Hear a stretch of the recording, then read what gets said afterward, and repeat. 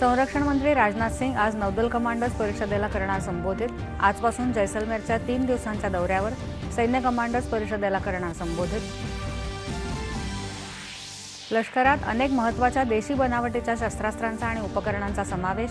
लवकरच अश्नी पलटण आणि भैरव बटालियनचा समावेश होणार, पायदळ महासंचालकांची माहिती।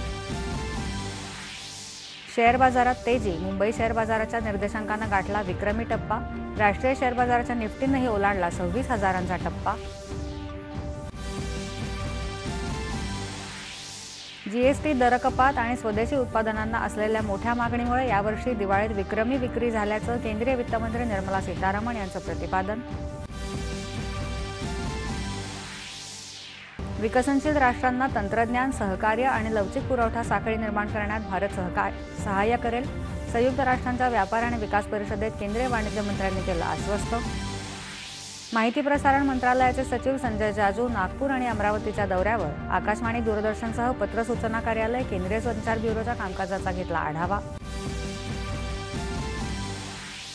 वनस्पती तेल उत्पादन आणि उपलब्धता नियमन आदेशाचं उल्लंघन केल्यास कठोर कारवाई करण्याचा केंद्र सरकारचा इशारा।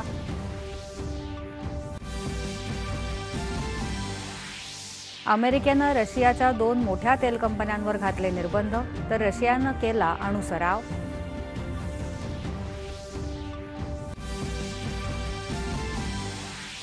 आयुष्याच्या धकाधकीत परस्परांमधलं बाल्य जपणारा आणि मूकपणे एकमेकांना समजून घेणारा अतूट भावबंध असलेल्या बहीण भावाच्या नात्याचा भाऊबीजेच्या सणानिमित्त सर्वत्र उत्साह। महिला विश्वचषक क्रिकेट स्पर्धेत आज नवी मुंबईत भारत आणि न्यूझीलंड यांच्यात महत्त्वपूर्ण सामना।